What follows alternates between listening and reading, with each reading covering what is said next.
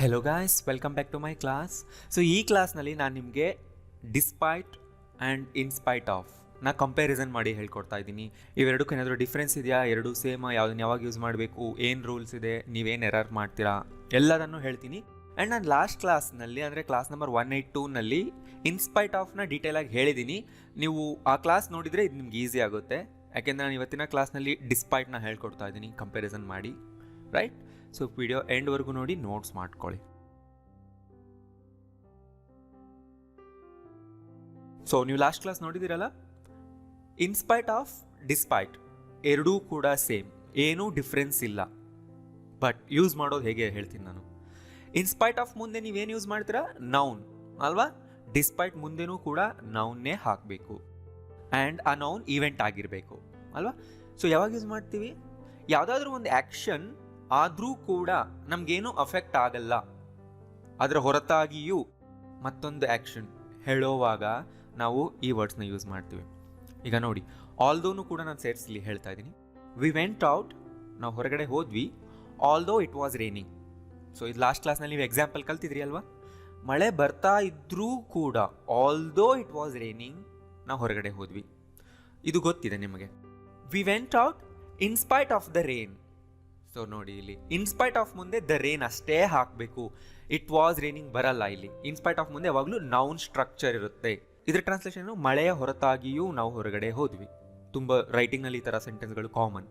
And ಇದನ್ನು ನಾವು despite ಇಂದಾನೂ ಹೇಳ್ಬೋದು. We went out despite the rain. ನೋಡಿ, ಇದ್ರ ಮೀನಿಂಗು ಕೂಡ ಸೇಮ್, ಮಳೆಯ ಹೊರತಾಗಿಯೂ. ಡಿಸ್ಪೈಟ್ ದ ರೇನ್ ಅಂತ ಅನ್ಬೋದು ನೀವು, ಇನ್ಸ್ಪೈಟ್ ಆಫ್ ದ ರೇನ್ ಅಂತ ಅನ್ನೋದ್ರು ಅನ್ನಿ. ಆ್ಯಂಡ್ ನೀವು ಮಾಡೋ ಮಿಸ್ಟೇಕ್ ಏನಂದರೆ, ತುಂಬ ಜನ ನೋಡಿದ್ದೀನಿ we went out despite of the rain ಅಂತಾರೆ. ರಾಂಗ್. ಡಿಸ್ಪೈಟ್ ಜೊತೆ ಆಫ್ ಬರಲ್ಲ ಯಾವತ್ತು, ರೈಟ್? ಇನ್ನೊಂದು ನೋಡಿ, ನಾನು ನೆನ್ನೆ ಕೊಟ್ಟಿರೋ ಎಕ್ಸಾಂಪಲ್ಸ್ನ ಮತ್ತೆ ಇಲ್ಲಿ ನಾನು ರೀರೈಟ್ ಮಾಡ್ತಿದ್ದೀನಿ. I got the job although my English was bad. ನೆನ್ನೆ ಕಲ್ತಿದ್ರಲ್ವಾ? ಸೊ ಇಲ್ಲಿ ಕ್ಲಾಸ್ ಇದೆ. I got the job in spite of my bad English. I got the job despite my bad English ಅನ್ಬೋದು. ನನ್ನ ಕೆಟ್ಟ ಇಂಗ್ಲೀಷ್ನ ಹೊರತಾಗಿಯೂ ನನಗೆ ಕೆಲಸ ಸಿಕ್ತು ಅಂದರೆ ಅರ್ಥ ನಾನು ಅಷ್ಟು ಫ್ಲೂಯೆಂಟ್ ಇರಲಿಲ್ಲ ಅಂತ. ಈ ಮೂರೂ ಟೈಪಿಂದ ಹೇಳಿ ನೀವು. ಡಿಸ್ಪೈಟ್ ಅನ್ನೋದು ರೈಟಿಂಗ್ನಲ್ಲಿ ತುಂಬ ಕಾಮನ್, ಇನ್ಸ್ಪೈಟ್ ಆಫ್, ಡಿಸ್ಪೈಟ್ ಅನ್ನೋದು. ಆಲ್ದೋ ಸ್ಪೋಕನ್ನಲ್ಲಿ ಜಾಸ್ತಿ ಕಾಮನ್ ಅಷ್ಟೇ. ಎಲ್ಲನೂ ನೆನ್ಪಿಟ್ಕೊಳ್ಳಿ, ಸಿಚುವೇಶನ್ ಬಂದಾಗ ಯೂಸ್ ಮಾಡಿ, ರೈಟ್? ಹಾಂ, ಈಗ ನೋಡಿ, ಹೀಗೆ ನಾನು ಈಗ ಚೇಂಜಸ್ ಮಾಡ್ತಾ ಇದ್ದೀನಿ ಡಿಸ್ಪೈಟ್ನಲ್ಲಿ. Although she was ill, she went on working. ಅವಳಿಗೆ ಹುಷಾರಿಲ್ಲ ಅಂದರೂ ಅವಳು ಕೆಲಸ ಮಾಡ್ತಾನೇ ಇದ್ಲು. ಸೊ ನಾನು ಇದನ್ನು ಇನ್ನೂ ಹೆಚ್ಚು ಎಂಫಸೈಸ್ ಮಾಡಬೇಕು ಅಂದರೆ ಈವನ್ ದೋ ಹಾಕ್ಬೋದು. ಇದರ ಮೇಲೆ ಕ್ಲಾಸ್ ಹೇಳ್ಕೊಟ್ಟಿದೆ ಅಲ್ವಾ? ಆಲ್ದೋ, ದೋ, ಈವನ್ ದೋ ಎಲ್ಲ ಸೇಮ್. ಈವನ್ ದೋ ತುಂಬ ಸ್ಟ್ರಾಂಗ್ ಆಗುತ್ತೆ sentence. Even though she was ill, she went on working ಅಂದರೂ ಕೂಡ ಕರೆಕ್ಟ್. ಈವನ್ ದೋ ಮೇಲೆ ತುಂಬ ಫೋಕಸ್ ಹೋಗುತ್ತೆ, ಈಗ ಸ್ಟ್ರಾಂಗ್ ಮಾಡ್ತಿದ್ದೀನಿ ಅಷ್ಟೇ. In spite of her illness she went on working ಅನ್ಬೋದಲ್ವಾ? ಸೊ ನೋಡಿ, ಇನ್ಸ್ಪೈಟ್ ಆಫ್ ಮುಂದೆ ಹರ್ ಇಲ್ನೆಸ್ ಬಂತು, ಶಿ ವಾಸ್ ಇಲ್ ಹಾಕಲ್ಲ, ಇಲ್ಲಿ ನೌನ್ ಫಾರ್ಮ್ ಇದು. Despite her illness she went on working ಅನ್ಬೋದು. ಹಾಂ, ಡಿಸ್ಪೈಟ್ನ ಈಗ ಇನ್ನೊಂದು ಥರನೂ ಹೇಳ್ಬೋದು. ಸೊ ಈಗ ನೋಡಿ, ಒಬ್ಬ ಪರ್ಸನ್ ಏನಾಗಿದ್ರು, ಇಲ್ಲಾಗಿದ್ರು, ಡಾಕ್ಟರ್ ಆಗಿದ್ರು, ಟೀಚರ್ ಆಗಿದ್ರು, ಮತ್ತೇನೋ ಆಗಿದ್ರು, ಹ್ಯಾಪಿ ಆಗಿದ್ರು, ಈ ಥರ ಹೇಳೋ ಕಡೆ ಡಿಸ್ಪೈಟ್ ಬೀಯಿಂಗ್ ಅಂತಾನೂ ಸೇರಿಸಿ ಅದನ್ನು ಮುಂದೆ ಮೆನ್ಷನ್ ಮಾಡ್ಬೋದು.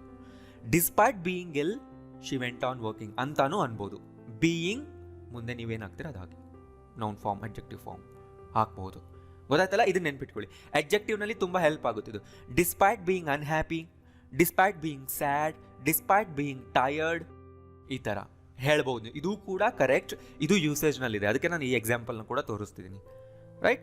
ಬೀಯಿಂಗ್ ಮುಂದೆ ನೌನ್ ಹಾಕ್ಬೋದು ಆರ್ ಅಡ್ಜೆಕ್ಟಿವ್ ಹಾಕ್ಬೋದು. ಸೊ ನೋಡಿ, ಈ ಥರ ಚಿಕ್ಕ ಚಿಕ್ಕ ಪಾಯಿಂಟ್ಸ್ನ ಹೇಳ್ತಿರ್ತೀನಿ ಯಾವಾಗಲೂ ವಿಡಿಯೋ ಮಧ್ಯದಲ್ಲಿ ಅಲ್ವಾ? ಅದರಿಂದ ನೀವು ವಿಡಿಯೋ ಎಂಡ್ವರೆಗೂ ನೋಡಬೇಕು. ಯಾವ ವಿಡಿಯೋನೂ ನೀವು ಮಿಸ್ ಮಾಡಬಾರ್ದು, ಎಂಡ್ವರೆಗೂ ನೋಡಬೇಕು. ಆ್ಯಂಡ್ ಈ ಥರ ಪಾಯಿಂಟ್ಸ್ಗಳನ್ನ ನೀವು ಬರ್ಕೊಂಡು ಇಟ್ಕೋಬೇಕು. ತುಂಬ ಜನ ಈ ಥರ ಪಾಯಿಂಟ್ಸ್ ಏನೂ ಕೇಳೋದೇ ಇಲ್ಲ, ನೀವು ಮಿಸ್ ಮಾಡಿಬಿಡ್ತೀರಾ. ಸೊ ಇಯರ್ಫೋನಿಂದ ಕೇಳಿಸ್ಕೊಳ್ಳಿ, ಫೋಕಸ್ಡ್ ಆಗಿರ್ಬೋದು ನೀವಾಗ. She kept all the windows open although it was cold. ನೆನ್ನೆ ಹೇಳಿದ್ದಲ್ವಾ? She kept all the windows open in spite of the cold ಅನ್ಬೋದು, ಆರ್ ಡಿಸ್ಪೈಟ್ ದ ಕೋಲ್ಡ್ ಅನ್ಬೋದು, ರೈಟ್? ಇಲ್ಲೇನು ಬೀಯಿಂಗ್ ಕೋಲ್ಡ್ ಅಂತ ಹೇಳಕ್ಕೆ ಬರಲ್ಲ, ಯಾಕಂದರೆ ನಾವು ಯಾವ ಪರ್ಸನ್ ಬಗ್ಗೆನೂ ಮಾತಾಡ್ತಿಲ್ಲಲ್ವಾ, ರೈಟ್?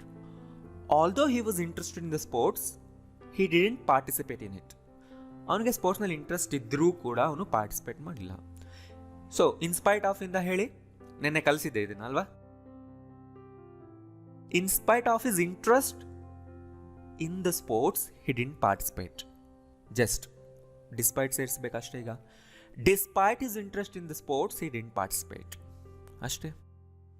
ಬೀಯಿಂಗ್ ಇಂದ ಹೇಳಿದ್ರೆ ಏನಾಗುತ್ತೆ? Despite being interested in the sports the train was cancelled. In spite of that, ಈಗ ನೋಡಿ ಇನ್ ಸ್ಪೈಟ್ ಆಫ್ ದ್ಯಾಟ್ ಬಂತು. ದ್ಯಾಟ್ ಅಂದ್ರೆ ಏನು? ಅದ್ರ ಹಿಂದೆ ನಾನು ಏನು ಹೇಳಿದ್ದೀನಿ ಅದೇ, ಟ್ರೈನ್ ಕ್ಯಾನ್ಸಲ್ ಆಯ್ತಲ್ವಾ. In spite of that incident we arrived on time. ನಾವು ಆದರೂ ಕೂಡ, ಅದಾಗಿದ್ರೂ ಕೂಡ ನಾವು ಟೈಮ್ಗೆ ಬಂದ್ವಿ, ಅದೇನು ನಮಗೆ ಎಫೆಕ್ಟ್ ಮಾಡಲಿಲ್ಲ ಅನ್ನೋ meaning.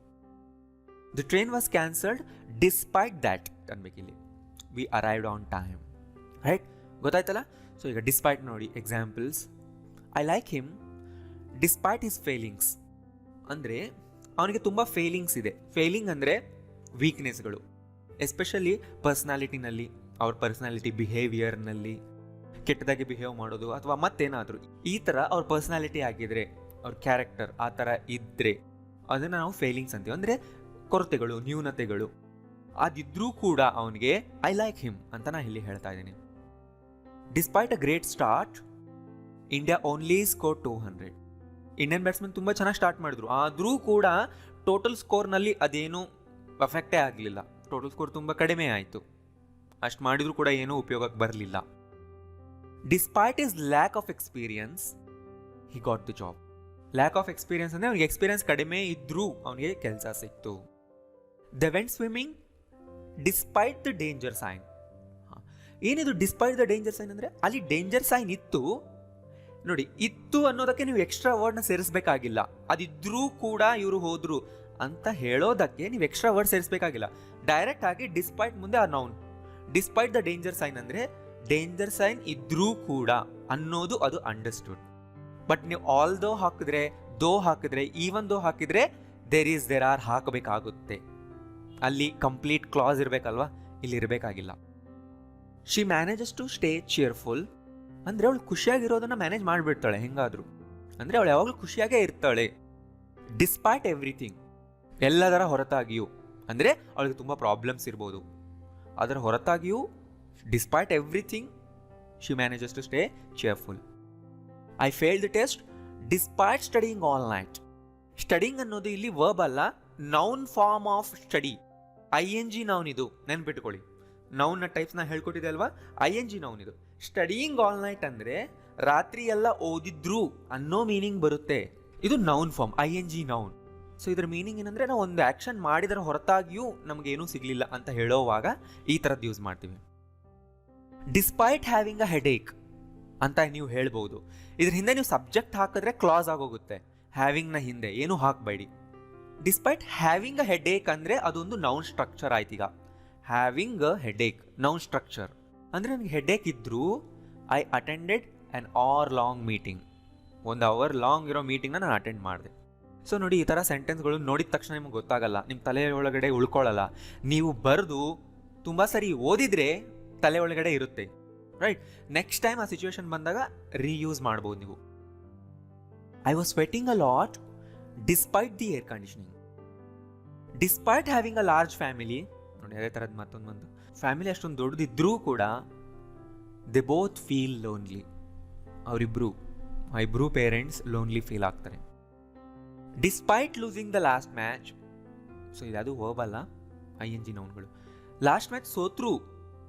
Despite losing the last match Australia are still top. Australia ಅಂದರೆ ಕಂಟ್ರಿ ಅಲ್ಲ, ಟೀಮ್, ಅದಕ್ಕೆ ಆರ್ ಬಂದಿದೆ. Despite what's happened I still like him. He has determined to get married. Determine ಅಂದರೆ ಅವನು ಡಿಸೈಡ್ ಮಾಡಿಬಿಟ್ಟಿದ್ದಾನೆ, ನಿರ್ಣಯಿಸಿದ್ದಾನೆ to get married. Despite his parents' opposition.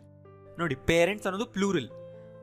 ಆ plural ಆದಮೇಲೆ ಅಪಾಸ್ಟ್ರಫಿ ಬಂದಿದೆ ಅಂದರೆ ಅರ್ಥ ಪೇರೆಂಟ್ಸ್ಗಳ opposition. In spite of his hard work he didn't pass the exam ಅನ್ಬೋದು.